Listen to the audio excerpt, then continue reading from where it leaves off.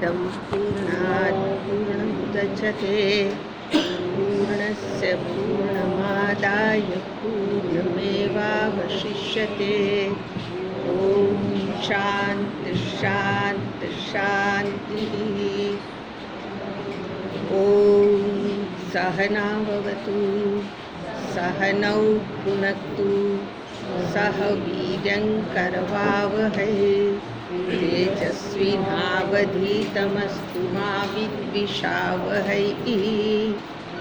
ॐ शान्ति शान्ति शान्तिः। ईश्वरो गुरुरात्मेति मूर्तिभेदविभागिने व्योमवद्व्याप्तदेहाय दक्षिणामूर्तये नमः।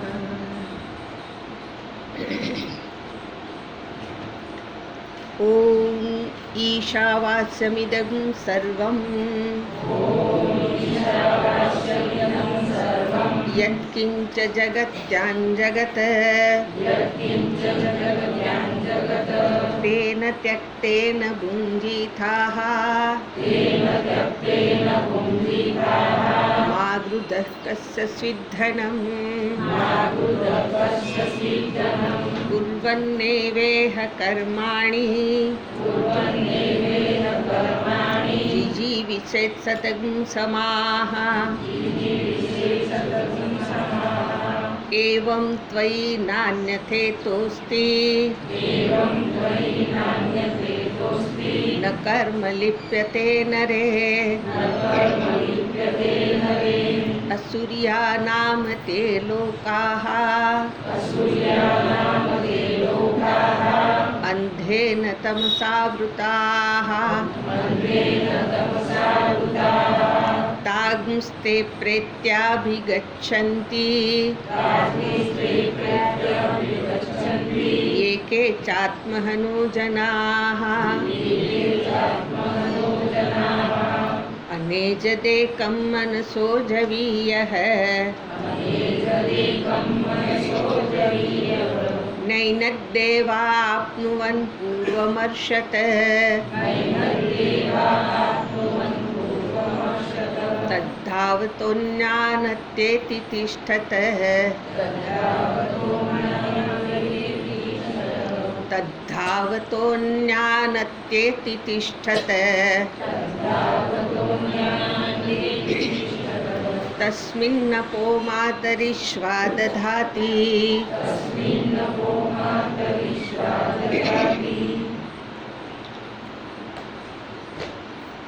श्रुति આત્મતત્વનું નિરૂપણ કરતા તત ન એજત એની અંદર કંપન નથી. આત્મા કંપન રહિત છે. એકમ એક છે. मनसः जवीयः मन करता ए વધારે વેગવાન છે. ન એનત દેવાહ આપનું વર્ષ આપનું બન એને દેવતાઓ અર્થાત ઇન્દ્રિયો પ્રાપ્ત કરી શકતા નથી. ગઈકાલે આપણે આ શબ્દને જોતા હતા. આત્મતત્વને કોણ પ્રાપ્ત નથી કરી શકતું? તો આયા શ્રુતિ દેવતાઓ અર્થાત આપણી જ્ઞાનેન્દ્રિયો એ પરમાત્માને પામી શકતી નથી, જાણી શકતી નથી. કેમ નથી જાણી શકતી? તો કે પહેલું કારણ એ આપી દીધું કે મન એ આપણી પાસે સર્વની સાથે સામાન્ય છે, બધી જ ઇન્દ્રિયોની સાથે. હવે જે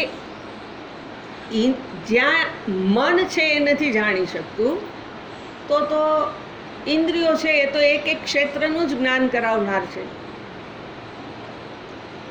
દાખલા તરીકે આ પુષ્પ છે તો પુષ્પનું મને જ્ઞાન થાય. કેવી રીતે? તો કે ચક્ષુ વડે. ચક્ષુથી મને ખબર પડી કે આ ગુલાબનું ફૂલ છે. પણ ગુલાબનું ફૂલ છે એ મને આંખથી ખબર પડી.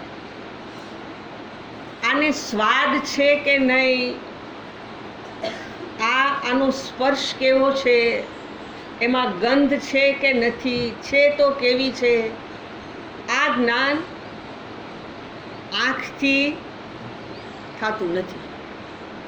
આ જ્ઞાન માટે શું કરવું પડે? મારે બીજી ઇન્દ્રિયનો પણ આશ્રય કરવો પડે. એટલે પુષ્પના જ્ઞાન માટે એક ઇન્દ્રિય પૂરતી નથી. એ બધાની સાથે મન તો જોઈએ જ. હવે આ જે મન છે એ જ જ્યાં ઇન્દ્રિયોને નથી જાણી શકતું, તો પછી ઇન્દ્રિયોની તો શું વિસાત છે? એ આત્મતત્વને જાણી શકે નહીં. એટલે આજે ઇન્દ્રિયોને પ્રકાશિત કરનાર મન એ જાણતું ન હોય, ઇન્દ્રિયો એના વડે આત્મતત્વ જાણી નથી શકાતું. એને માટે એક શ્રુતિ કીધી હતી, તત્ર ચક્ષુર ગચ્છતિ ન વાક ગચ્છતિ. વાક કર્મેન્દ્રિય છે, ગઈકાલે કીધું. ચક્ષુ એ જ્ઞાનેન્દ્રિય છે, વાણી એક કર્મેન્દ્રિય છે. તો અહીંયા બે ઇન્દ્રિયોના સંદર્ભમાં નિષેધ કરી દીધો કે આત્મતત્વ છે એને જ્ઞાનેન્દ્રિયોથી નથી પામી શકાતું, કર્મેન્દ્રિયોથી પણ એનું ગ્રહણ કરી શકાય એમ નથી. બરાબર? એટલે આત્માની પ્રાપ્તિ એના વડે થઈ શકતી નથી. નૈન દેવા આપનુવન અર્થાત એને પામી શકતા નથી. હવે એનાથી આગળનો શ્રુતિનો બીજો શબ્દ છે. શ્રુતિ શું કહે છે? પૂર્વમ અર્ષત.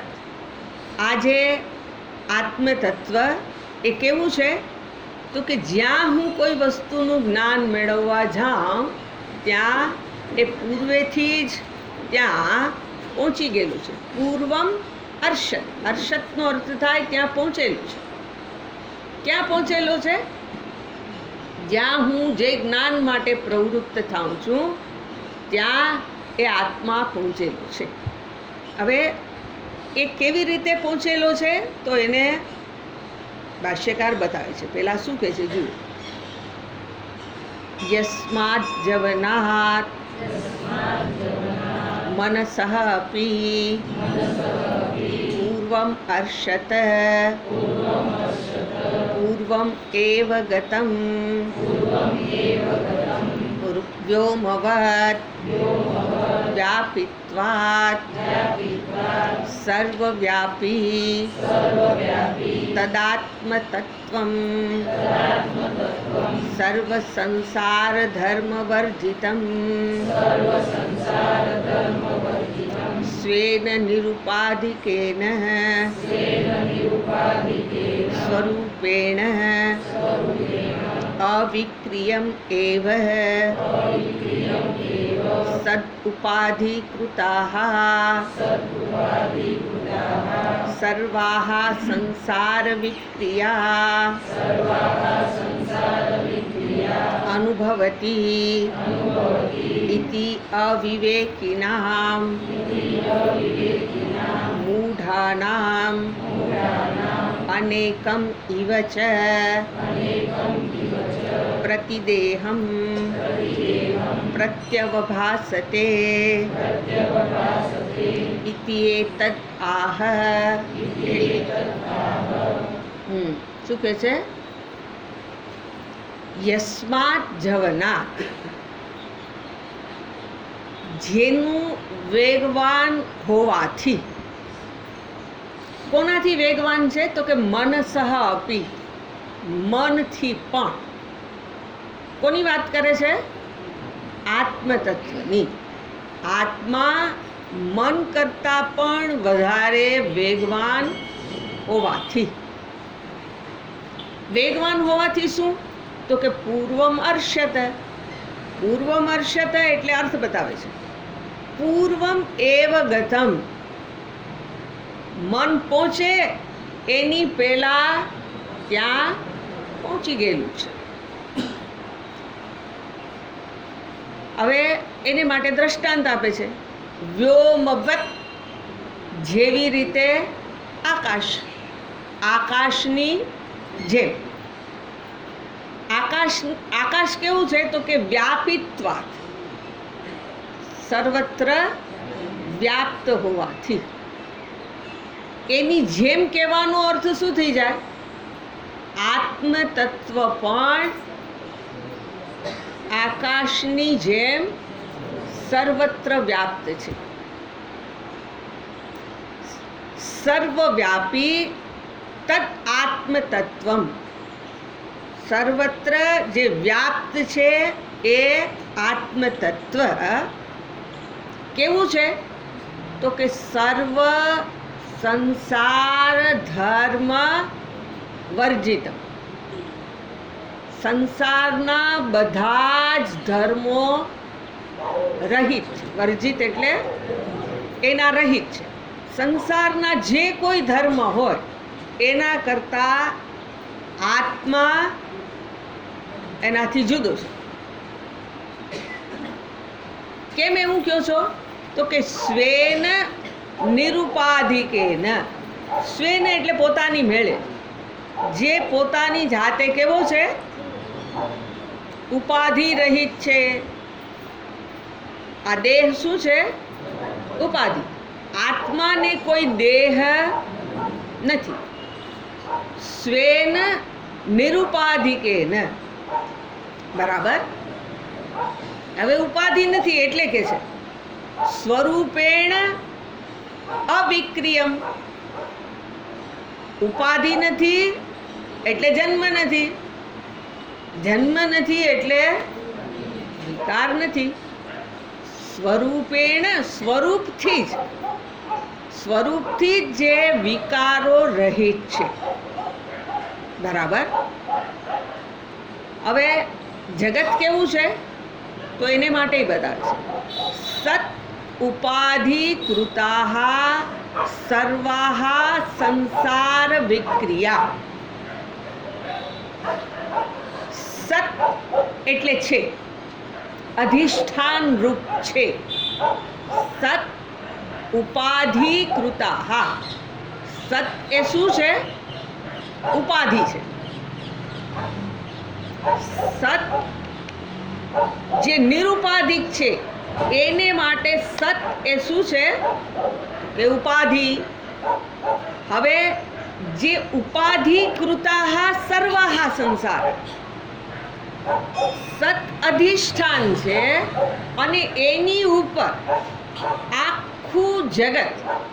સર્વાહ સંસાર વિક્રિયા, બધી જ સંસારની ક્રિયા વિક્રિયા થઈ રહી છે. પછી સમજીએ છીએ. વિક્રિયા અનુભવતી, અનુભવે છે.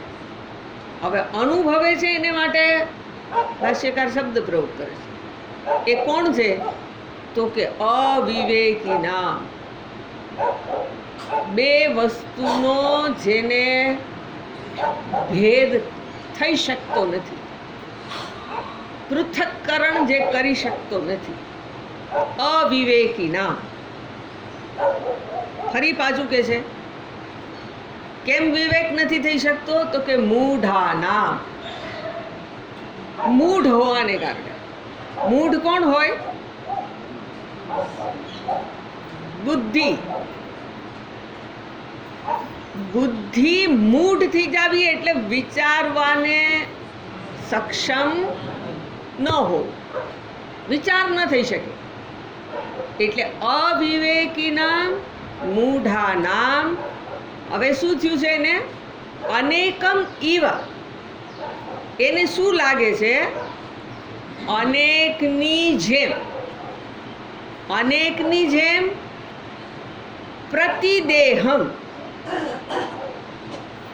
પ્રત્યેક દેહમાં, પ્રતિ અવભાસતે એ જાણે કે દેહ પ્રતિ, દરેક દેહના આધારે એ જાણે કે અનેક રૂપે ભાસે છે. શું લાગે છે? એક જ અનેક રૂપે લાગે છે. ભાસતે કીધું છે. ભાસવું અને દેખાવું બેની વચ્ચે ભેદ છે. ભાસિત થવું અને દેખાવું, દેખાવું ત્યાં જ્ઞાન છે. ભાસિત થવાની અંદર નિશ્ચય નથી, લાગે છે. બહાર વરસાદ આવે છે કે નહીં, કદાચ હોય, પણ જરાક છાંટા આવે છે એવું લાગે છે.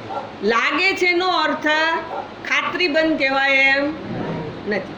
અવભાસતે, આવું ભાસિત થાય છે. બરાબર.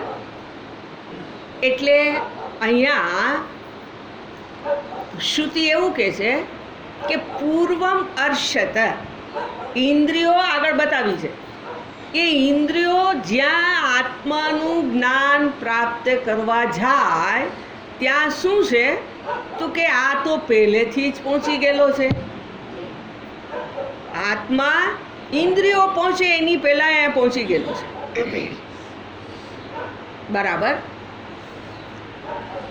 જેવી રીતે આપણે એવું કહીએ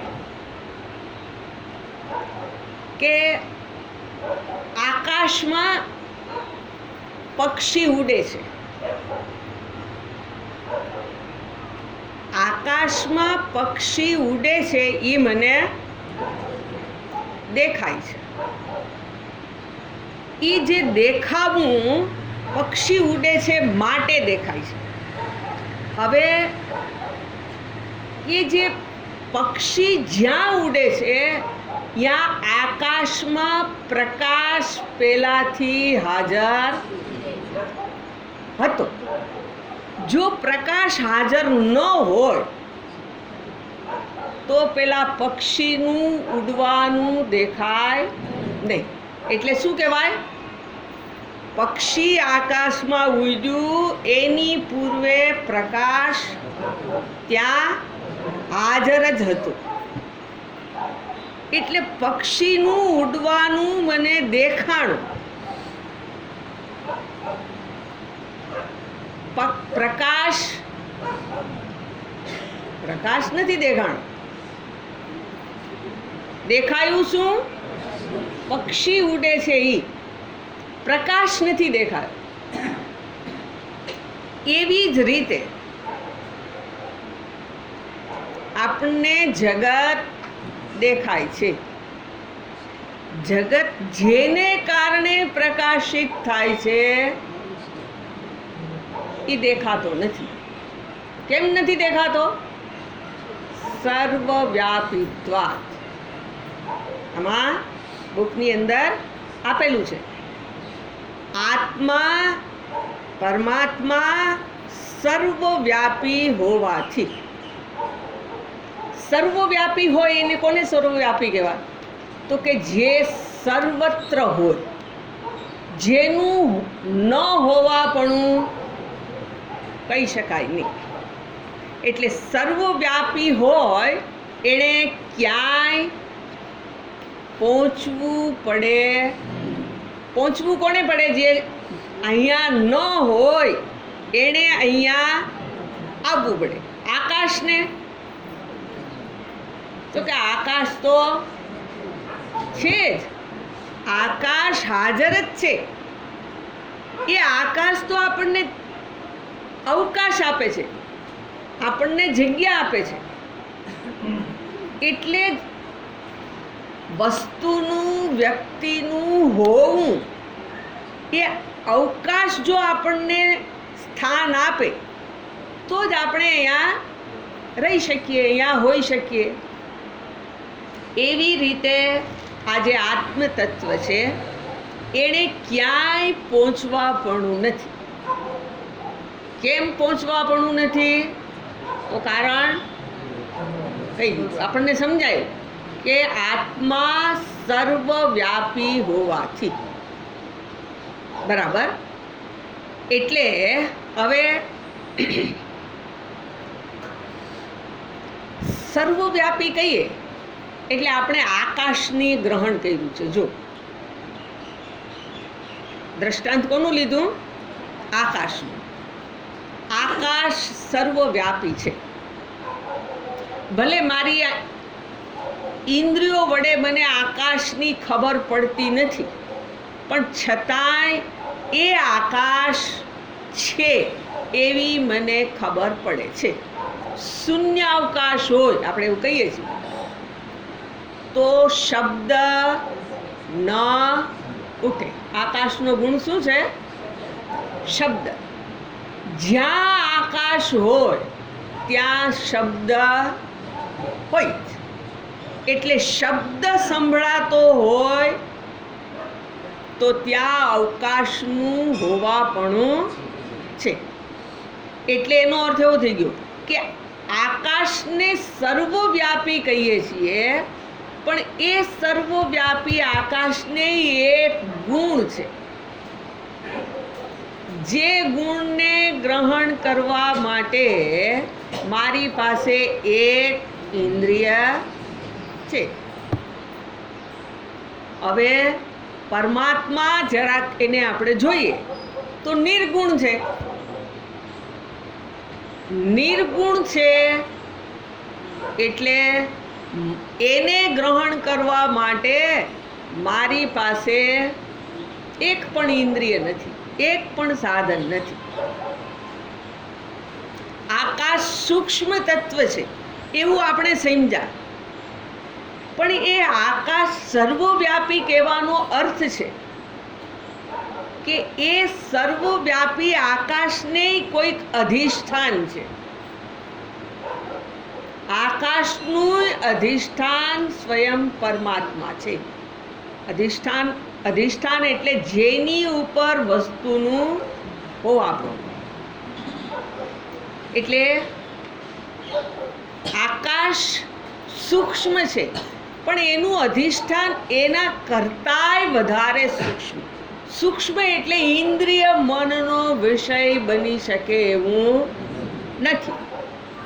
શબ્દો જે પરમાત્માને કેમ નથી ગ્રહણ કરી શકાતા, તો આ વસ્તુને બરાબર ધ્યાનમાં રાખવાની કે જે સર્વવ્યાપી એવું જે કહેવામાં આવે છે એટલે આકાશ જેવું સર્વવ્યાપી નથી. એની જેમ કહીએ છીએ, પણ તત્વ એમ નથી. એ સૂક્ષ્મથી પણ સૂક્ષ્મ છે એવું શ્રુતિઓ કહે છે. સર્વવ્યાપી કહીએ છીએ એટલે ત્યાં એની જે વ્યાપકતા છે એ આપણી કલ્પના છે. જ્યાં દેશ હોય ત્યાં શું કહીએ છીએ આપણે? દેશ અને કાળ બે કલ્પિત છે એવું આપણે સાંભળેલું છે. દેશ અને કાળ. આકાશ ક્યાં હોય? જ્યાં દેશ હોય. એટલે દેશને આધારે આપણે શું કહીએ છીએ? આપણા મનની કલ્પના છે કે ત્યાં આકાશ છે. હવે જુઓ, કલ્પના છે એવું કેમ કહેવાય? તો કે તમે સુષુપ્તિમાં જતા રહ્યો તો એ સુષુપ્તિની અંદર પેલું મન સૂઈ ગયું. મન સૂઈ ગયું એટલે આ ક્યાં છું એની મને ખબર પડે? જો આ બધી લોજિક છે. વસ્તુને સમજવા માટે લોજિકનો ઉપયોગ કરીને સમજવા પ્રયત્ન કરીએ છીએ. જ્યારે હું સુષુપ્તિમાં જાઉં છું ત્યારે મન નથી. મન જ બધી કલ્પના કરે છે.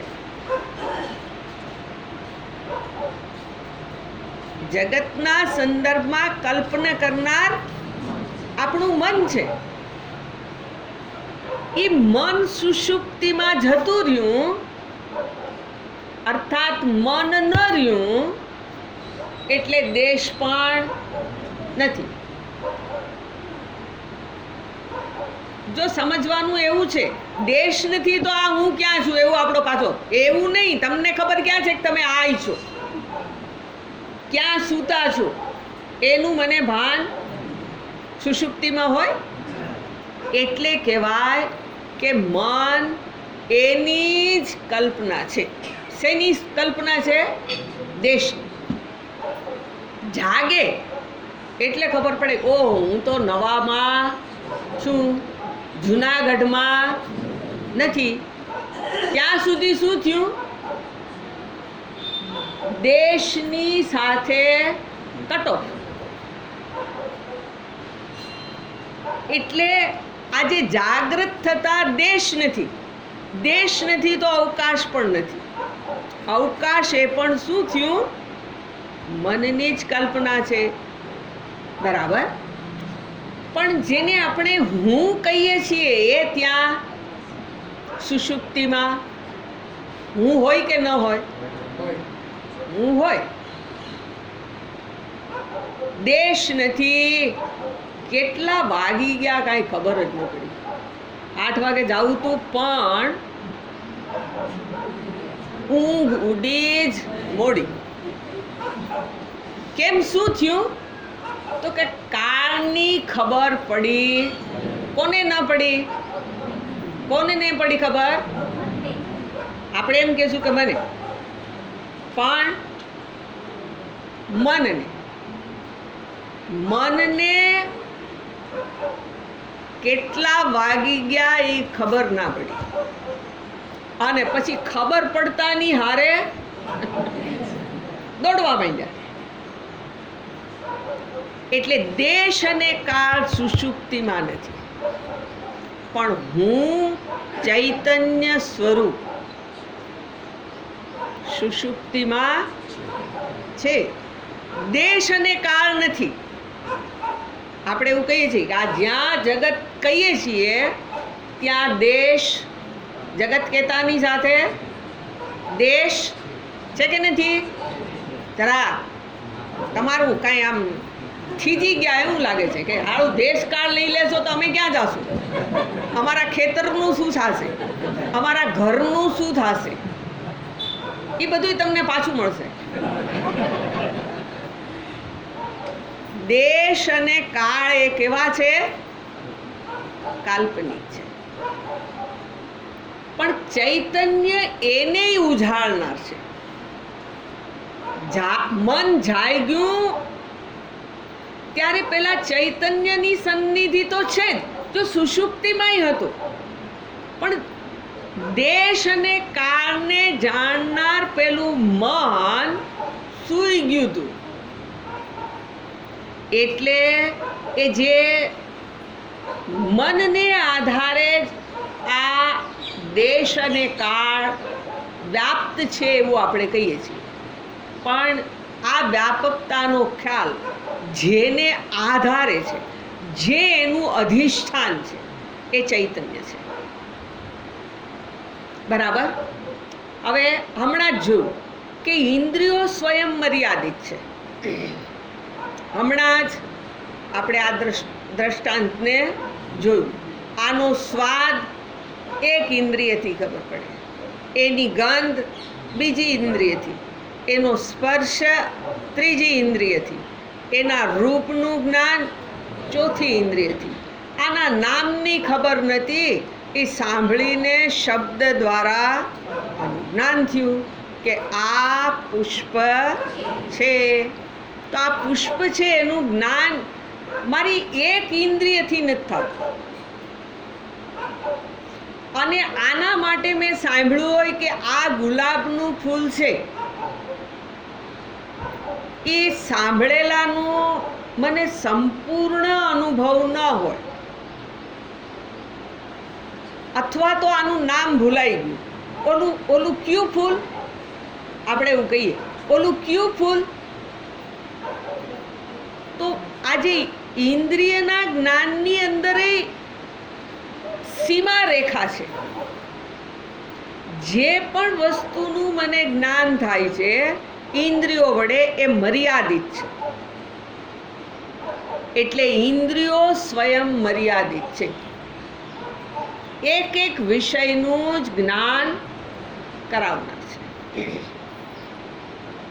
હવે આત્માના સંદર્ભમાં કહીએ તો એ તો સર્વવ્યાપી છે. આપણને અહીંથી આની બહારનું એનું જ્ઞાન પણ થતું નથી. ત્યાં કોણ જાય છે આવે છે કાંઈ ખબર નથી. એટલે ઇન્દ્રિયના જ્ઞાનની સીમા છે, મર્યાદા છે. એક એક ગુણ છે. આત્મા સર્વવ્યાપી છે, નિર્ગુણ છે.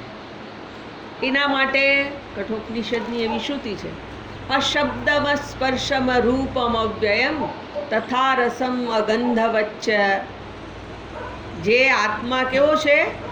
અશબ્દમ, અસ્પર્શમ. આ જે ઇન્દ્રિયોના ધર્મો છે એ ધર્મ રહિત છે. જે ઇન્દ્રિયોના ગુણ છે એ એના ગુણ ધર્મ શબ્દ પ્રયોગ કરીએ છીએ. ઇન્દ્રિયને જે એનો જે મહાભૂતમાંથી બન્યું એને આધારે એને એક એક ગુણ છે. એ ગુણને આધારે એનો જ મહાભૂતમાંથી બનેલા પદાર્થને ગ્રહણ કરી શકે. ઇન્દ્રિય વસ્તુને ગ્રહણ કરે, પણ જેમાંથી ઇન્દ્રિયની ઉત્પત્તિ થઈ એનો જ જે વિષય હોય એને જ ગ્રહણ કરે. હવે જે આપણે એવું કહીએ, જે ગુણ રહિત હોય, જેને પોતાને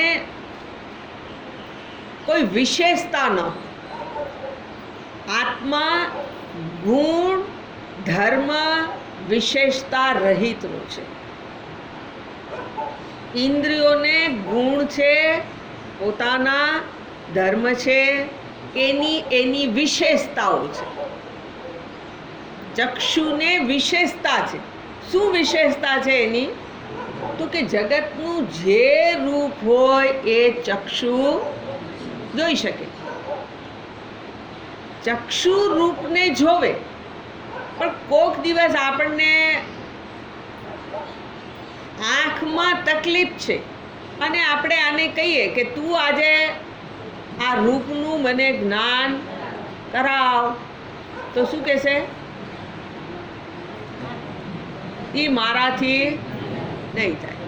કેમ નહીં થાય ભાઈ? મારી પાસે એવી વિશેષ વ્યવસ્થા નથી. હું જે વસ્તુનું જ્ઞાન કરાવી શકું એ જેમાંથી મારી ઉત્પત્તિ થઈ છે એનું કરાવી શકું. નિર્વિશેષ ચૈતન્યનું જ્ઞાન થઈ શકે નહીં. ચૈતન્ય કેવું છે? જેને કોઈ વિશેષ નથી, જેને કોઈ ગુણ નથી, જેને પોતાને કોઈ ધર્મ અર્થાત કર્તવ્ય નથી, એના રહિત છે. બરાબર? એટલે શ્રુતિ એને માટે એવું કે યદ વાચા નભ્યુદિતમ યેન વાગ અભ્યુદ્યતે.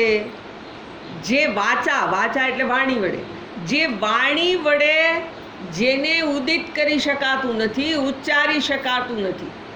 યદ વાચા નભ્યુદિતમ યેન વાગ અભ્યુદ્યતે. વાણી એને કેમ પ્રકાશિત નથી કરી શકતી? તો શ્રુતિ કહે છે કે એનું કારણ છે જે ઇન્દ્રિય છે એ સ્વયં ચૈતન્યથી પ્રકાશિત થાય છે. ચૈતન્ય વડે પ્રકાશિત થતી હોય ને વાણી એ પરમાત્માને વ્યક્ત કરી શકે નહીં, એને બતાવી શકે નહીં. તદેવ બ્રહ્મત્વમ વિદ્ધિ નેદમ યદિદમ ઉપાસતે, એવી શ્રુતિ છે. એ બ્રહ્મ જેને ચૈતન્ય કીધું એ કોણ છે? તો શ્રુતિ આ એવું કહે છે કે તદ બ્રહ્મ, એ બ્રહ્મ તું જ છે. એટલે આ રીતે આજે શબ્દોને આધારે જો જોઈએ તો નિર્ગુણ, નિષ્ક્રિય, નિર્વિશેષ ચૈતન્ય, એનું જ્ઞાન વાણીથી પણ ન થઈ શકે.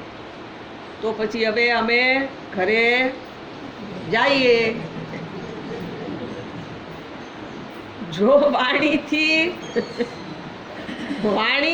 એનું જ્ઞાન ન થતું હોય તો અહીંયા ખાલી શું કરવાનું? 1.5 કલાક બેહાડવાના. એ 1.5 કલાક બેઠા બેઠા એના કરતાં ન ઘરે જઈને કંઈક કામ કરીએ. કાંઈ કામ નહીં હોય તો હું જ જાઉં, પણ અહીંયા શું કરવાને દુઃખ દો? તો એનાથી જ્ઞાન એનું થતું નથી. પણ છતાંય બીજી કોઈ ઇન્દ્રિય એ તત્વને ઉદ્ઘાટિત કરી શકે નથી. વાણી દ્વારા જ એ પરમાત્માને ઉદ્ઘાટિત કરી શકાય છે. અત્યારે હમણાં એ વિષય આપણો નથી. હવે આત્મા ઇન્દ્રિયનો વિષય નથી, એવી રીતે મનનો વિષય નથી. બરાબર? મનના વિચારોને જે ઉજાળે છે, ચૈતન્ય શું કરે છે? મનમાં જે વૃત્તિઓ ઉત્પન્ન થાય છે એને ઉજાળવું, એટલે પ્રકાશિત કરવું. ઉજાળવાનો અર્થ થાય વસ્તુને પ્રકાશિત કરવું. એટલે મનમાં વિચારો ઉદ્ભવે છે, આમાં કોઈને ખબર નથી. પણ મારા મનમાં જે વિચાર અત્યારે હું વ્યક્ત કરું છું એટલે બરાબર, પણ મારા મનમાં જે વિચાર ઉદ્ભવે એ કોઈને ખબર ન પડે. આણે શું વિચાર્યું છે, શું વિચારે છે, આપણે ના કહી શકીએ.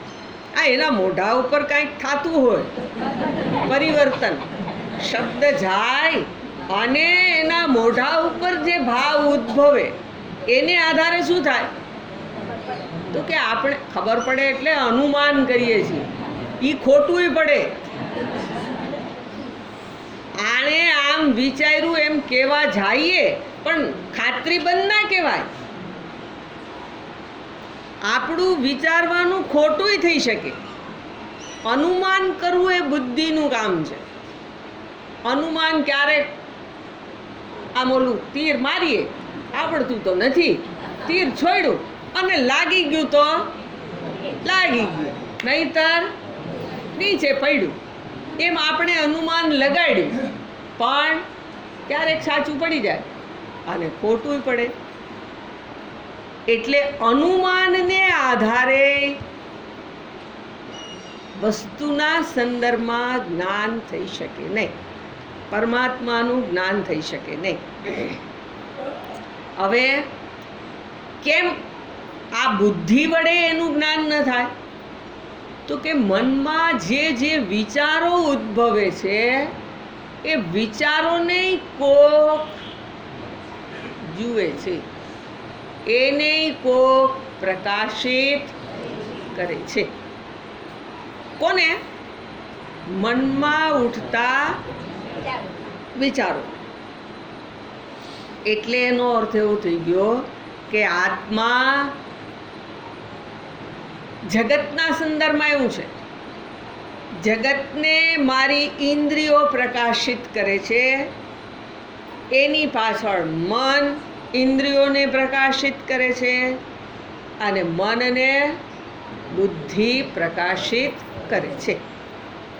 એટલે હવે આ સર્વનો પ્રકાશક ચૈતન્ય છે, આત્મા છે. એ શું છે?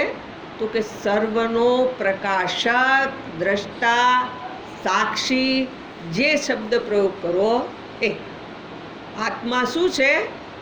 સર્વનો સાક્ષી. સાક્ષાત્કાર શબ્દ શું છે? સાક્ષાત્કાર શબ્દ સાક્ષાત્કાર. તો અહીંયા કંઈક પ્રોસેસ થઈ છે, ક્રિયા થઈ છે. જ્ઞાનમાં કોઈ ક્રિયા ન.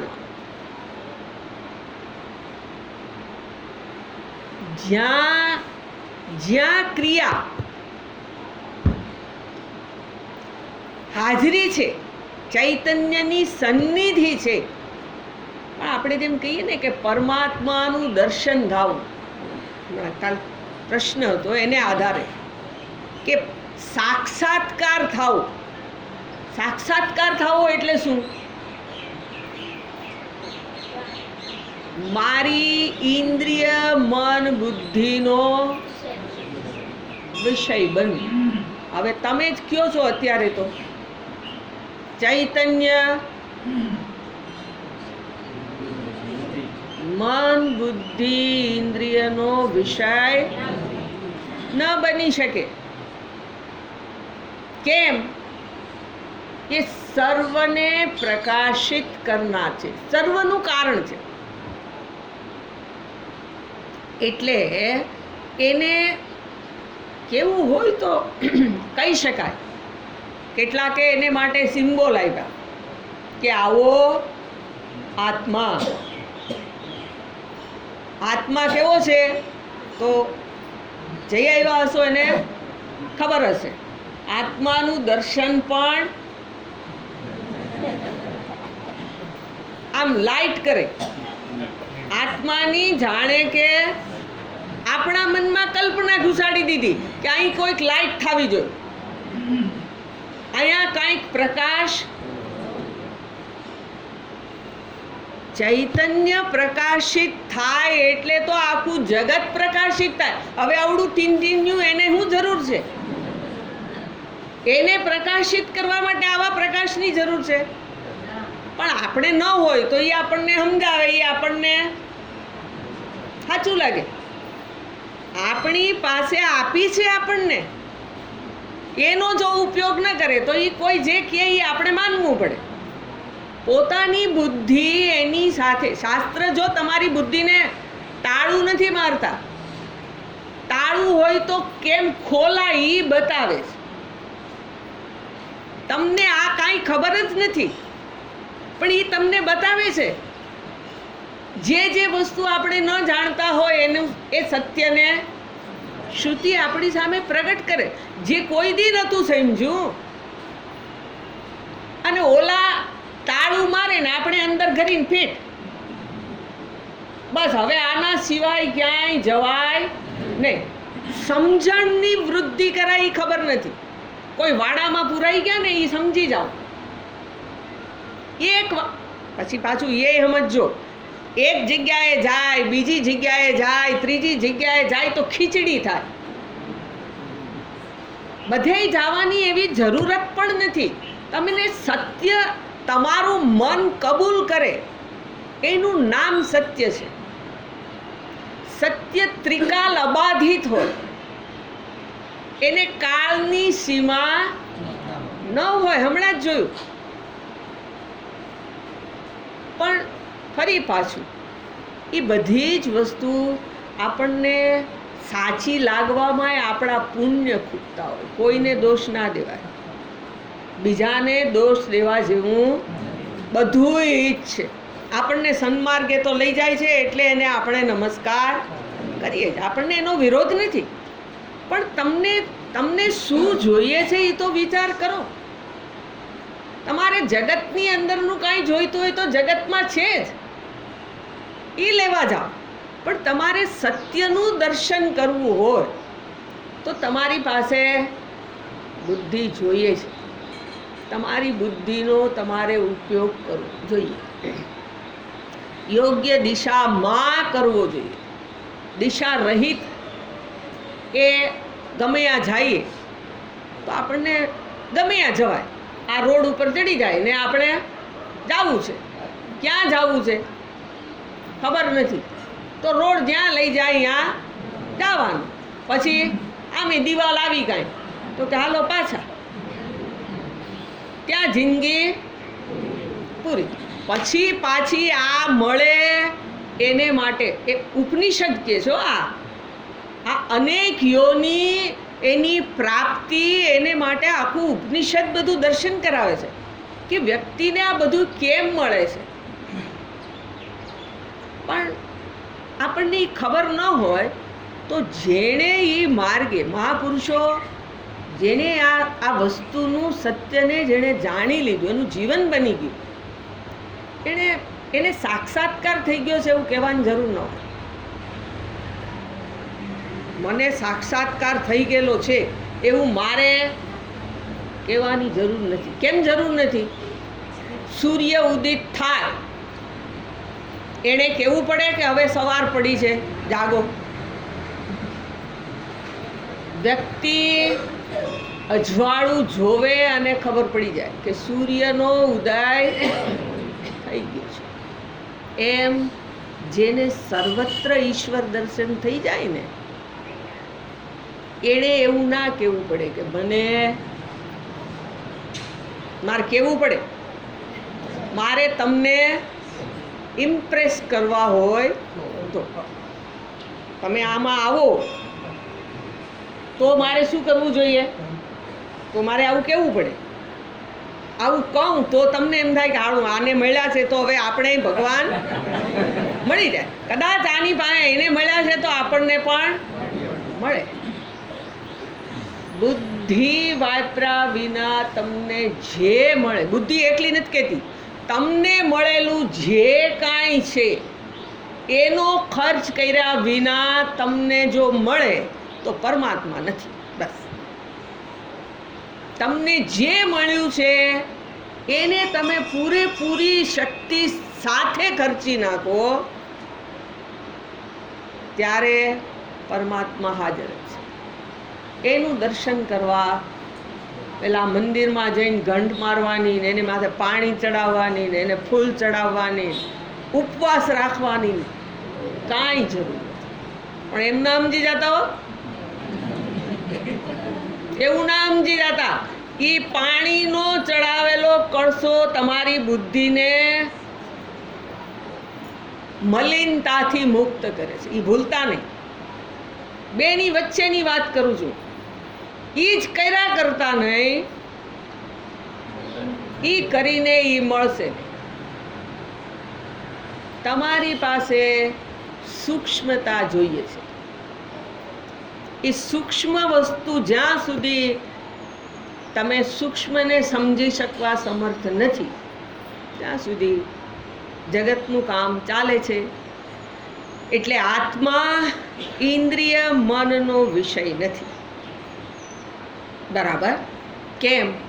તો કે આત્મા અવિકારી છે, નિર્ગુણ છે, અવિકારી છે. એની અંદર કોઈ ક્રિયા નથી, એની અંદર એને કોઈ ધર્મો નથી. ધર્મ હંમેશા ઉપાધિને, ગુણ કહીએ એ પણ જ્યાં ઉપાધિ હોય ત્યાં, વિકાર કહીએ તો એમાં હોય. બરાબર? હવે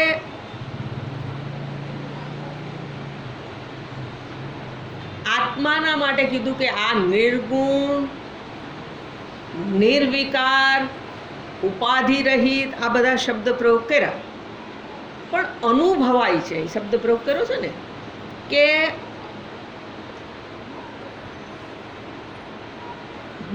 સર્વવ્યાપી તદા તત આત્મતત્વમ સર્વ સંસાર ધર્વ વર્જિતમ સ્વેન નિરુપાધિકેન, સ્વયં નિરુપાધિક હોવા વડે સ્વરૂપેણ અવિક્રિયમ એવ, સ્વરૂપથી જે અવિકારી છે, જેમાં વિકાર નથી. સત ઉપાધિકૃતા સર્વાહા સંસાર વિક્રિયા અનુભવતી. આખું જગત આ વિકારને અનુભવે છે. હવે અનુભવની વાત આવી તો અનુભવના સંદર્ભમાં કેવું છે, તો ગઈકાલે આપણે એક દ્રષ્ટાંત જોયું હતું, લોખંડ અને અગ્નિ. અગ્નિ સર્વવ્યાપક છે. લોખંડની સાથે અગ્નિનો સંયોગ છે.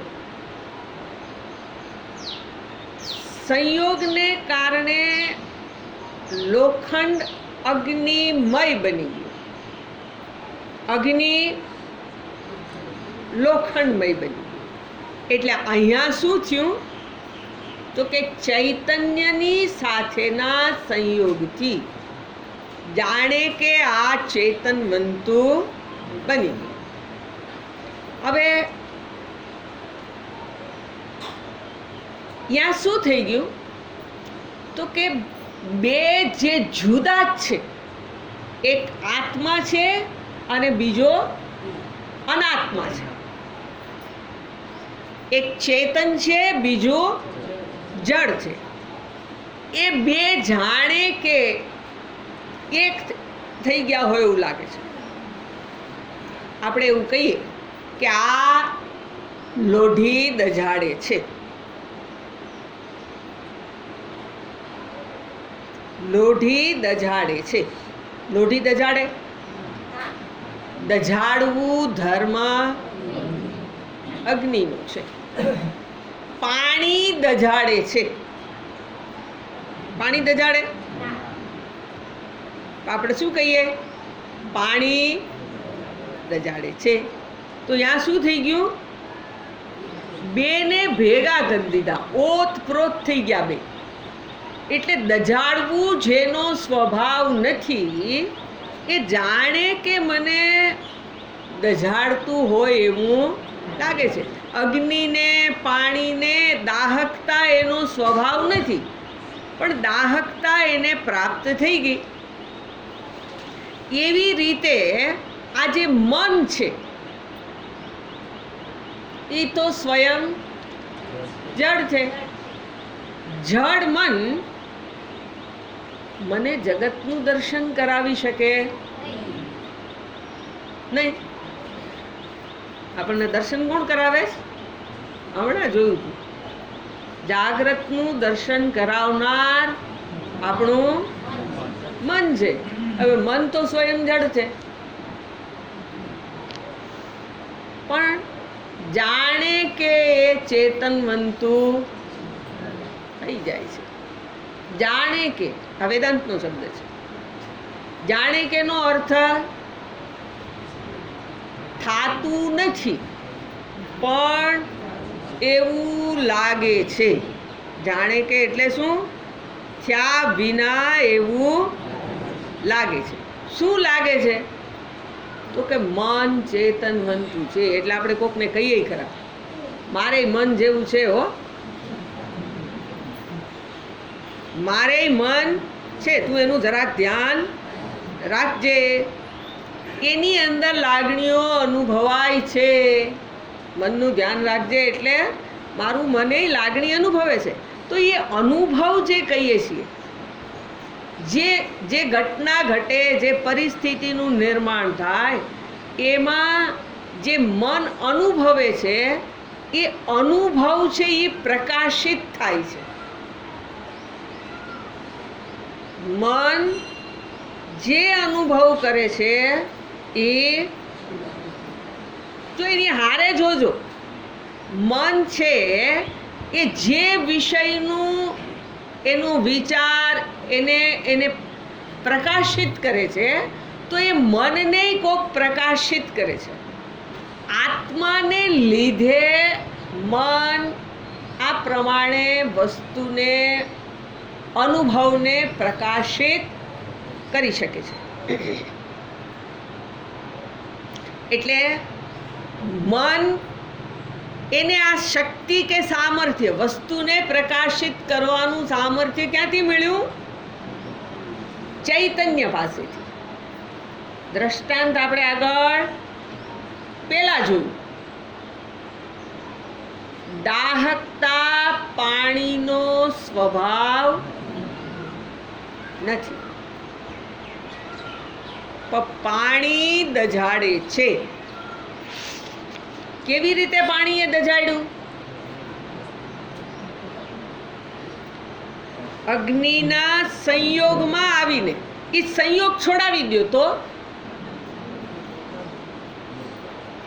તો પાછું પાણી પોતાની મૂળ સ્થિતિમાં આવી જાય છે. એની મૂળ સ્થિતિમાં આવી જાય છે એટલે દજાડવાનું સામર્થ્ય પાણીનું જતું રહ્યું. હવે આપણે આ મનના સંદર્ભમાં જોઈએ છે કે મન છે એણે એ વસ્તુને અથવા તો જગતને પ્રકાશિત કરે છે. શક્તિ કે સામર્થ્ય આત્માનું છે, પણ અવિવેકને કારણે બેનો ભેદ ન દેખાય તો પેલું લોખંડ દજાડે છે, પાણી દજાડે છે. એમ અહીંયા આ વિષયોને પ્રકાશિત મારું મન કરે છે, મારી ઇન્દ્રિયો કરે છે, એને આપણે હું કહી દઈએ છીએ. ઇન્દ્રિય, મન ઇત્યાદિને હું શું કહી દઉં છું? આ હું છું. મારા વડે આ બધું પ્રકાશિત થાય છે. ત્યાં સુધી મને એવું લાગે છે કે આ હાથની અંદર હલવાનું સામર્થ્ય આવી ગયું.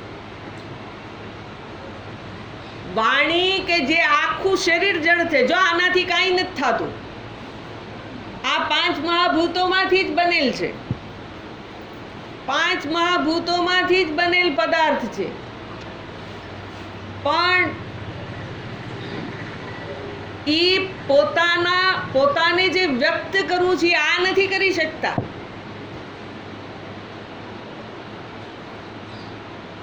પોતાને જાણવાનું કામ આ નથી કરી શકતા.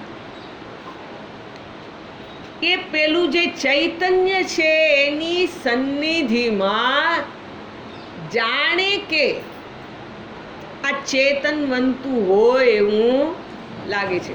ત્યાં બેનો સંયોગ થવો જોઈએ. સંયોગ થાય ત્યારે ચેતનતા જડનો જાણે કે ધર્મ હોય એવું લાગે છે. એટલે આપણને શું સમજીએ છીએ? ચેતન. જ્યાં સ્થૂળ સૂક્ષ્મ બે ભેગા થાય ત્યાં ચૈતન્યની જો પાછું આ ભૂલવાનું નહીં, આ મનમાં ગોઠવજો. પરમાત્મા સર્વવ્યાપી છે એટલે અહીંયા નથી એવું નથી, પણ અહીંયા કાંઈક નથી એવું છે. અહીં શું નથી? સત્સંગ કરતા હોય ને ખબર હોય છે. અહીં શું નથી? સૂક્ષ્મ શરીર નથી. સ્થૂળ સૂક્ષ્મનો સંયોગ થાય ત્યાં ચૈતન્યની સન્નિધિ હોય તો એને પેલાની સન્નિધિ માત્રથી ક્રિયા કરવાનું સામર્થ્ય પ્રાપ્ત થઈ જાય. એની હારેના તાદાત્મ્યમાંથી આ સામર્થ્ય પ્રાપ્ત થાય છે. અને મને શું લાગે છે? જ્યાં વિવેક નથી થતો, તો કે વિવેક ન થતો હોય ત્યાં મને જડ ચેતનનાય વિભાગ દેખાય છે. હું ચેતન છું, આ જડ છે, અને સાથે સાથે આ દેહ હું છું. જડ ચેતનના વિભાગની સાથે આ દેહ હું છું. આ બધાય મારાથી જુદા છે. તો કે એવું ચૈતન્ય તો માત્ર એક જ છે. એને આધારે વિભાગ કરી શકાય નહીં. હા, જેને આપણે શરીર કહીએ છીએ એના માધ્યમથી ચૈતન્ય અભિવ્યક્ત થાય છે. અભિવ્યક્ત થવું એટલે પ્રકાશવું, અથવા તો અભિવ્યક્ત થવું એટલે મારી ઇન્દ્રિય મન બુદ્ધિનો વિષય બને. અભિવ્યક્ત થવાનો અર્થ શું થશે? પરમાત્મા મારી ઇન્દ્રિય મન બુદ્ધિનો વિષય થઈ શકે નહીં, પણ જાણે કે એવું લાગે છે. હવે અહીંયા આપણે એવું માની લીધું કે આ દેહથી આ દેહ જુદો છે, આ છે અને આ હું છું. આ જે વિભાગ છે એને માટે અહીંયા શબ્દ પ્રયોગ કર્યો કે સર્વાહા સંસાર વિક્રિયા. આ જે કાંઈ સંસારની અંદર, સંસાર કહીએ એટલે જ્યાં સરતું બધું છે, એ સરતી વસ્તુની સાથે જે પોતાને એક બનાવી દે તો પછી એની અંદર ક્રિયા વિક્રિયા ઇત્યાદિ અનુભવાય.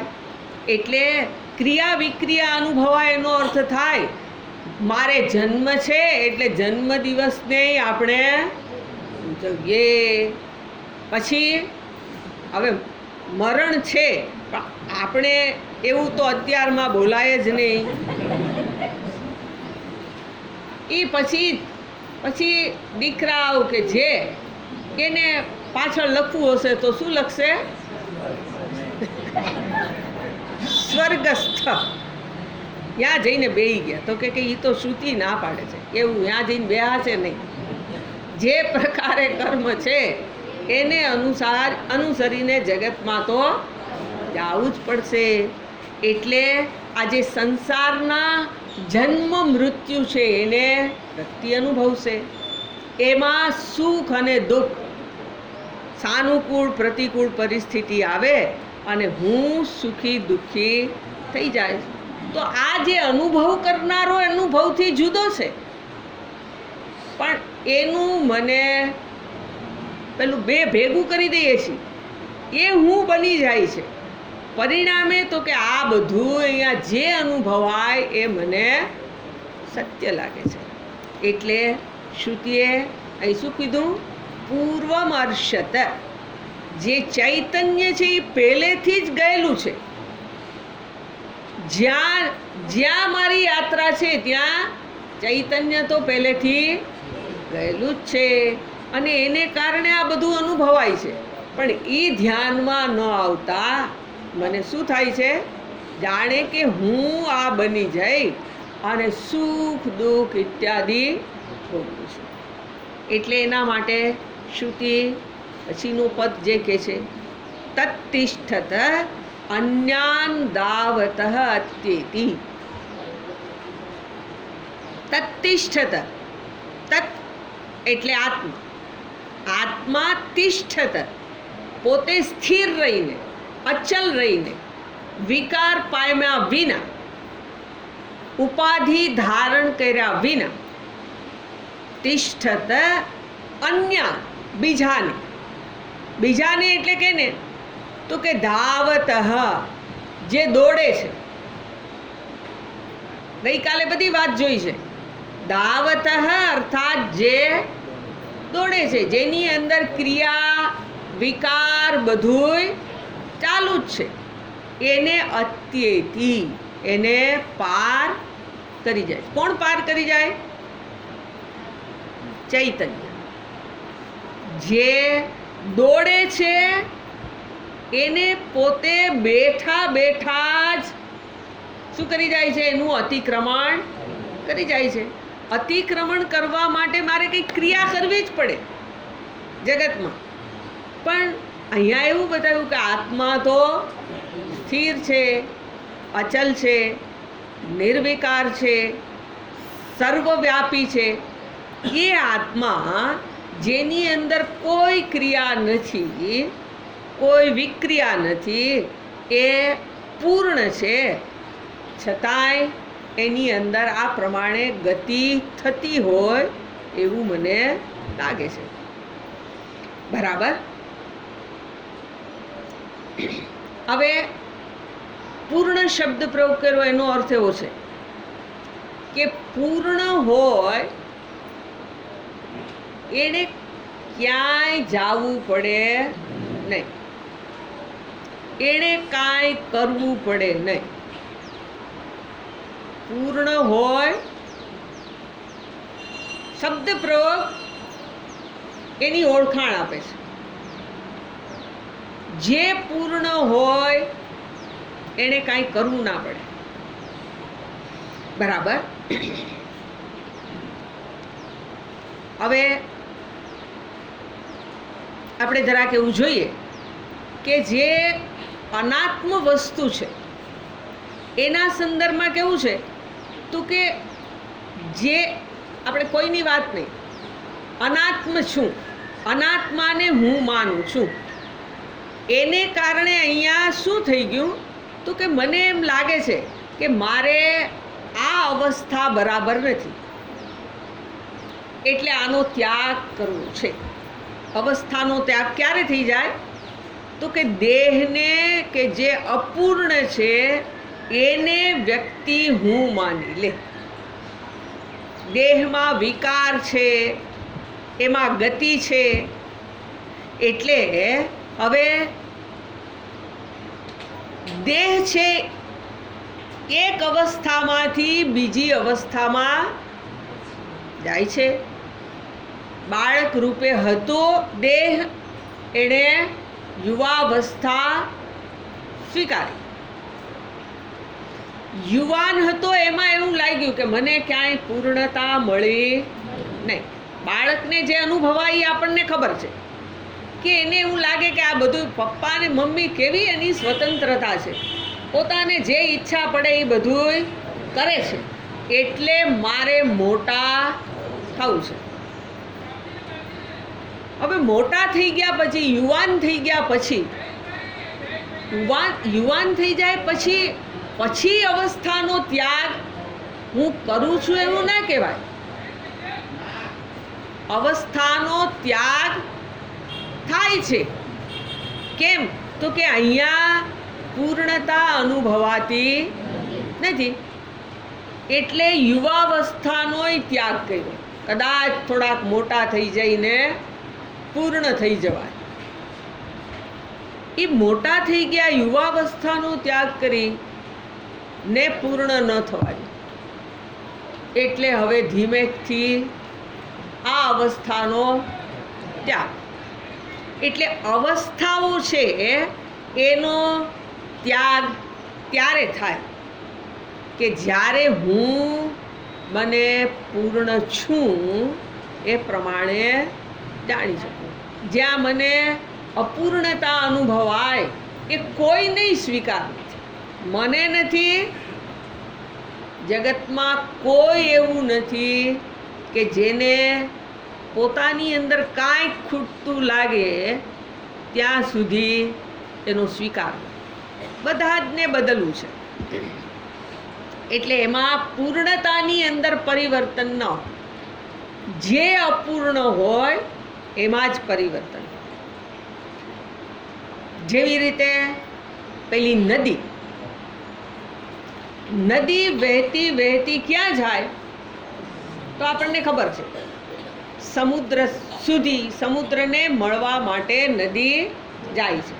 સમુદ્રને કેમ મળવું છે તો કે એ એનું ઉદ્ગમ સ્થાન છે. નદી, સમુદ્ર, જ્યાં પણ નદી હોય એ ક્યાં જાય? સમુદ્ર તરફ.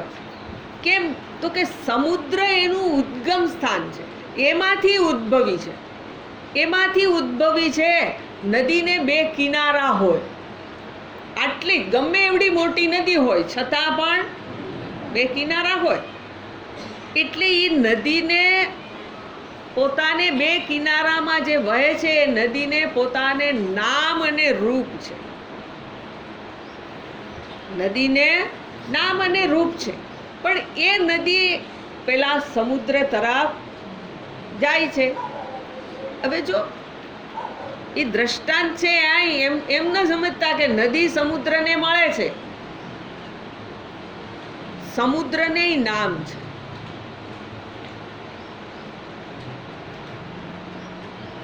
નદી સમુદ્રને મળે છે પણ સમુદ્રને નામ છે. સમુદ્રને નામ છે એ શું સૂચિત કરે છે કે એ એની સમુદ્ર હોવા રૂપે અંતિમ સ્થિતિ નથી. સમુદ્ર રૂપે એની અંતિમ સ્થિતિ ના કહેવાય,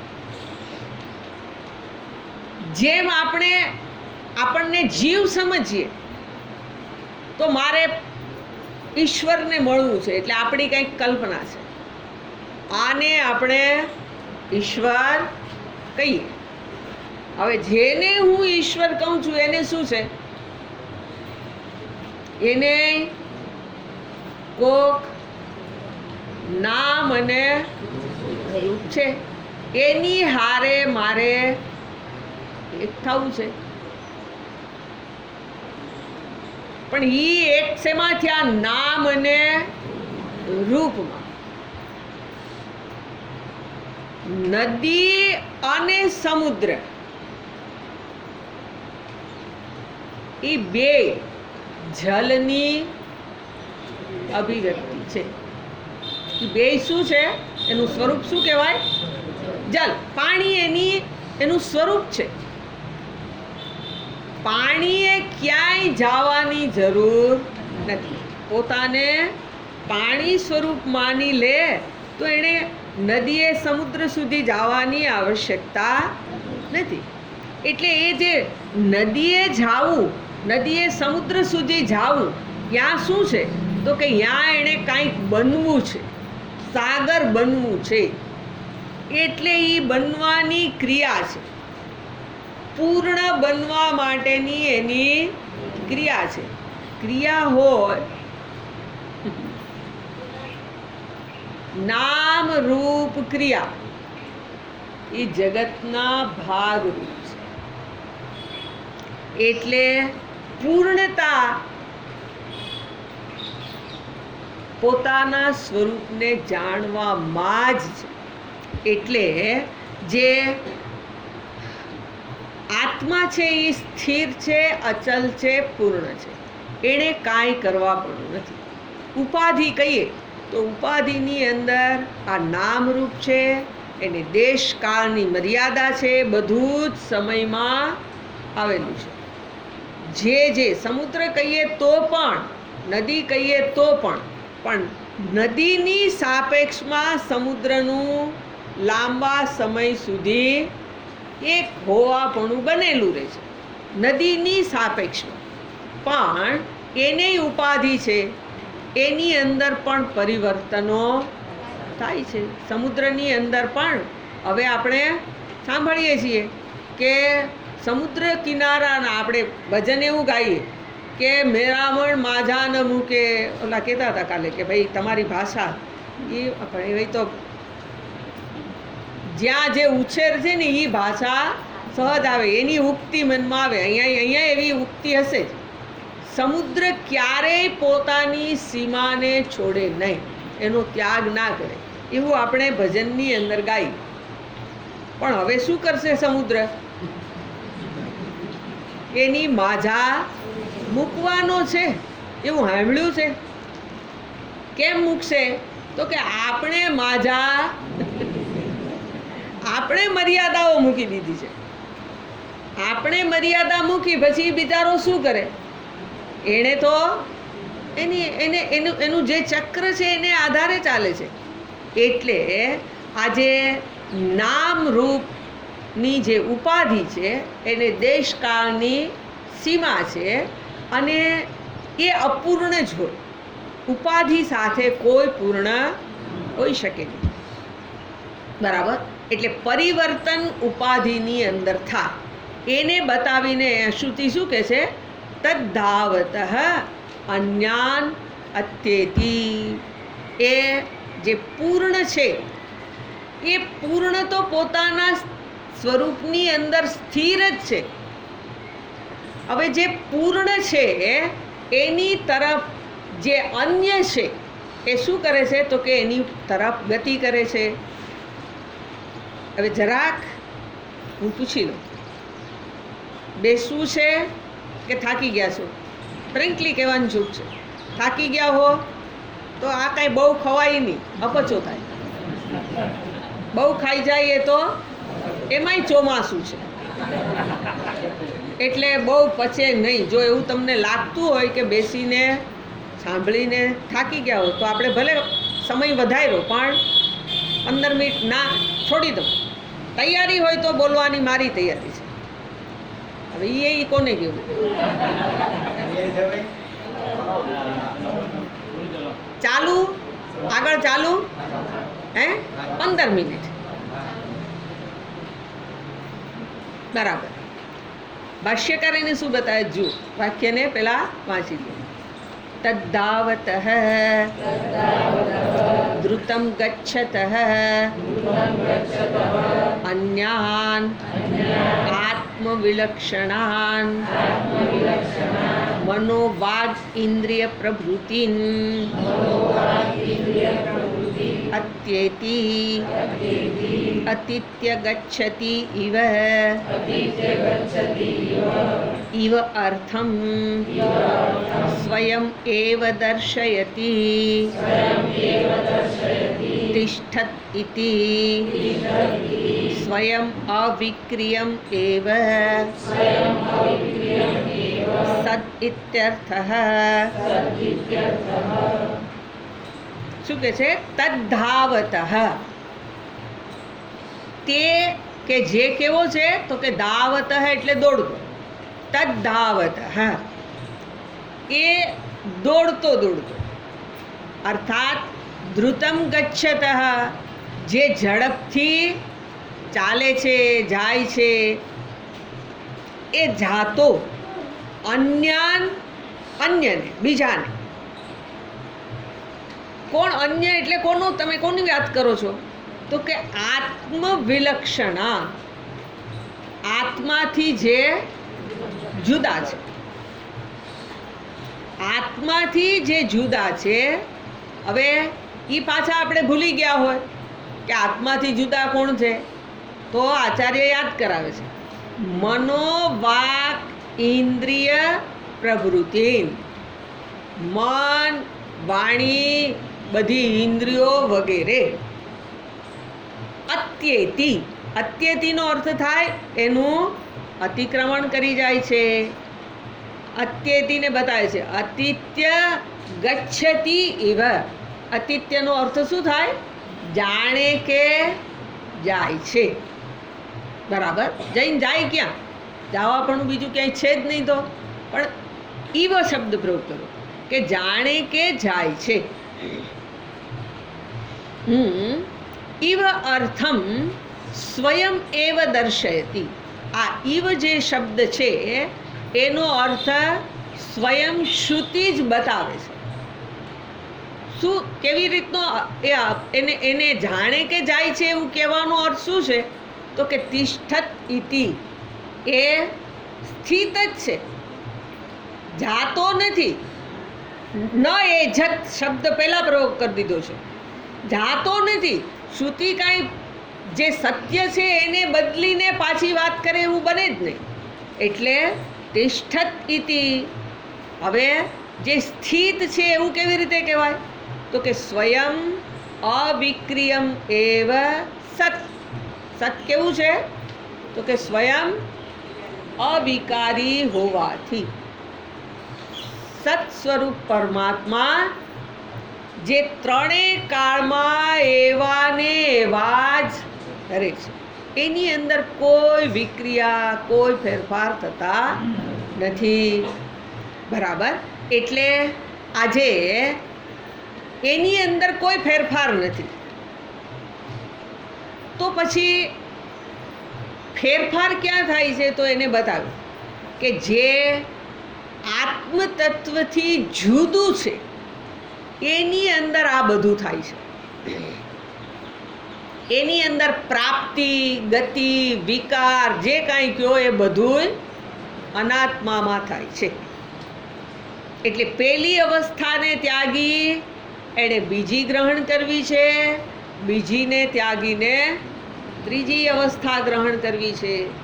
તો આ જે અવસ્થાઓ બદલાતી રહે, ગીતાજીમાં જોયું છે કે અવસ્થાઓ જેની બદલાય છે એ ઉપાધિ છે. આત્માને અવસ્થા બદલાતી નથી, બરાબર. એટલે આત્મા સ્થિર છે, જે સ્થિર રહી અને ગતિમાનને આંબી જાય છે. અહીંયા તદ્ધાવતો અન્યાન અત્યેતિ, એ જે શબ્દ પ્રયોગ છે એનો અર્થ શું થાય? પોતે બેસી રહીને સ્થિર રહીને જ જે ગતિમાન છે એને અતિક્રમણ કરી જાય છે. હવે જો બે શબ્દ આખા જુદા પ્રયોગ કરો, સ્થિતિ અને ગતિ. સ્થિતિ એટલે અહીંયા જ બેસી રહ્યું, અને ગતિનો અર્થ થાય એમાં કોઈ ક્રિયા થાય છે. બે વિરુદ્ધ છે. અને એ ક્યાં થાય છે તો કે એક જ અધિષ્ઠાનમાં, એકમાં જ સ્થિતિ છે અને ગતિ છે. એકમાં બે વસ્તુ હોઈ શકે નહીં, પણ એકમાં બે વસ્તુ દેખાય ત્યારે શું હોય તો કે એક સત્ય હોય અને બીજું એની અંદર આરોપિત હોય, મિથ્યા હોય. એને સત્ય ન કહેવાય. એટલે જે આત્મા છે એ વ્યાખ્યાને આધારે આત્મા સત્યમ તદ અન્યત સર્વમ મિથ્યા ઇતિ તત્વબોધની વ્યાખ્યા. આત્મા એક સત્ય, એના સિવાયનું જગતમાં બીજું જે કાંઈ કયો એ શું છે તો કે મિથ્યા છે. મિથ્યા છે એટલે આપણે ખોટો અર્થ સમજાશે. મિથ્યા એટલે નથી એવું કહેવાય નહીં, પણ એને સાચું ન કહેવાય. મિથ્યાનો અર્થ શું થાય? સાચું નથી. સાચું કોને કહેવાય? ત્રણેય કાળ એટલે ક્યાં? ભૂત, ભવિષ્ય, વર્તમાન.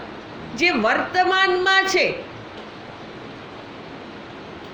પણ પેલાય નહોતું, પછી જે નથી રહેતું એને મિથ્યા કીધું છે. એટલે જગત નકામું છે, ત્યાં પ્રવૃત્તિ નથી કરવાની, ત્યાં વ્યવહાર નથી કરવાનો એવું શાસ્ત્ર નથી કહેતા. એ આપણી સમજણ છે. સત્યને સત્ય ન સમજવાને બદલે એમાં બધું ભેગું કર્યું, ખીચડી. જે સત્ય છે એ ત્રિકાલ અબાધિત છે અને મિથ્યા છે એ એની અધિષ્ઠાનની ઉપર, જો શબ્દ પ્રયોગ કરો છે, સ્વયં અક્રિય. આત્મા સ્વયં અવિક્રિયમ એવ, ભારપૂર્વક કહે છે. સત અધિષ્ઠાન તો અવિકારી જ છે, એમાં કોઈ વિકાર સંભવિત જ નથી. ગમે તે થઈ જાય, સત્ય કોઈ દિવસ બદલાય. પણ જે એની અંદર આરોપિત છે એની અંદર તો વિકાર થાય જ. વિકાર થાય છે એટલે તો આપણે એને મિથ્યા એવું નામ આપ્યું. એટલે વાસ્તવમાં જે ફેરફાર કહીએ છીએ એ અનાત્મામાં થાય છે. હવે એવું કેમ થયું તો કે અનાત્માને આપણે આત્મા માની લેવાથી આત્માની અંદર જાણે કે ગતિ છે એવું આપણને લાગે છે. અનાત્માને દેહરૂપી ઉપાધિને આપણે શું સમજી લીધું? આ હું છું. અનાત્માને આત્મા માની લીધો. પછી આપણે શું કહીએ છીએ કે હુંની અંદર ગતિ થાય છે, હુંમાં વિકાર થાય છે. આ મારી ભ્રાંતિ છે. ભ્રાંતિને કારણે આ પ્રમાણે અનુભવાય છે. અનુભવતી ઇતિ અવિવેકીના. આગળ એના માટે શબ્દ પ્રયોગ કર્યો હતો. આવો અનુભવ જેને થાય છે એ કોણ છે? આત્મ અનાત્મ વસ્તુનો જે વિવેક કરી શકતા નથી એને એવું લાગે છે કે આ હુંની અંદર બધી વિક્રિયાઓ થઈ રહી છે, એમાં ગતિ થઈ રહી છે. વાસ્તવમાં આ આપણી સમજ ખોટી છે. બરાબર. એટલે આ જે આત્મા છે એ આગળ જોયું હતું કે જે સ્વયં સ્થિર હોય એની ઉપર જ ગતિનું દર્શન થઈ શકે. જે સ્થિર છે એને આધારે જ ગતિ થાય છે એની ખબર પડે. એના વિના આ ગતિ, પરિવર્તન, વિકાર આ બધું જે અનુભવાય છે એ અનુભવનારો પોતે તો હોય જ ત્રણ કાળમાં. ભૂતકાળની વાતમાં જો આપણે આપણા સ્તર ઉપર જોઈએ તો આજથી જે 60-70 વર્ષ પહેલાંના જે વર્ષો એ આપણા માટે એ શું છે? ભૂતકાળ કહીએ. એ ભૂતકાળમાં હું તો નાનો હતો ત્યારે આવો હતો. એ ત્યારે હું હતો જેને ભૂતકાળનું જ્ઞાન, તો એ તો આની સાપેક્ષમાં કહું છું, એનું મને જ્ઞાન છે. ભવિષ્યનું તો એ આપણે અનુમાનથી એનું જ્ઞાન કરીએ છીએ. વર્તમાનમાં હું સત્ય છું. આ સત્ય છે એ સ્થિર છે. ભૂત, ભવિષ્ય, વર્તમાનનો જાણનાર ચેતન હું સત્ય છે. જેની ઉપર આ કાળની આપણે કલ્પના કરી એની ઉપર આરોપ કરીએ છીએ. આયુષ્ય વાસ્તવમાં કોનું છે? હુંનું કહેવાય. ગીતાજીમાં જાણ્યું જ છે, વાસાંસી જીર્ણાની યથા વિહાય એટલે શું? અને ત્યાગી દઈને જીર્ણ વસ્ત્રને હું ત્યાગી દઉં છું. કેમ ત્યાગી દઉં છું? તો કે હવે આ પહેરવા જેવું નથી. એમ આ દેહ એ શું છે? જીર્ણ વસ્ત્ર છે. એને નવાની ગૃહ્ણાતિ નરોપરાણી. નર શું કરે છે? નવા વસ્ત્રને ધારણ કરે છે. તો શરીર ધારણ કરવું એ શું છે? વસ્ત્ર બદલવાનું છે. કારણ કે અહીંયા કંઈ 100 વર્ષથી આપણે જોયું છે, 100 વર્ષથી તો પછી કેવું પડે કે હવે તો અમારે આવવું હોય તોય અવાય એમ નથી, સત્સંગ કરવું હોય તોય થાય એમ નથી, પથારીમાં બેહાતું નથી, ઉઠાતું નથી, દીકરા હુવડાવે, ઉઠાડે, બેહાડે, બધું ખવડાવે ત્યારે બધું આ સ્થિતિ છે. એમાંથી આપણને આવું તો કોઈને ગમે એમ નથી. પરતંત્રતા કોઈ નથી જોઈતી. એટલે ભગવાને વ્યવસ્થા કરી કે તો તને ચાલ બીજું. પણ એ બીજે ક્યાં? એની માટે શ્રુતિ છે, યથા કર્મ યથા શ્રુતમ. જે પ્રમાણે વ્યક્તિના કર્મ એને અનુસરીને નવા શરીરની પ્રાપ્તિ થાય છે. એટલે આજે આત્મા છે એ સ્વયં કેવો છે? તો કે એ સત્ય છે. અને જે કાંઈ ગતિ ઇત્યાદિ છે એ ઉપાધિ છે. બરાબર. હવે આવું કીધા પછી એના સંદર્ભમાં શ્રુતિમાં હજી જે થોડીક વાત કરી છે એને આપણે સાંજી લઈશું. ઓમ પૂર્ણમદ પૂર્ણમિદં પૂર્ણાત પૂર્ણમુદચ્યતે પૂર્ણસ્ય પૂર્ણમાદાય પૂર્ણમેવાવશિષ્યતે. ઓમ શાંતિ શાંતિ શાંતિ. હરિ ઓમ. શ્રી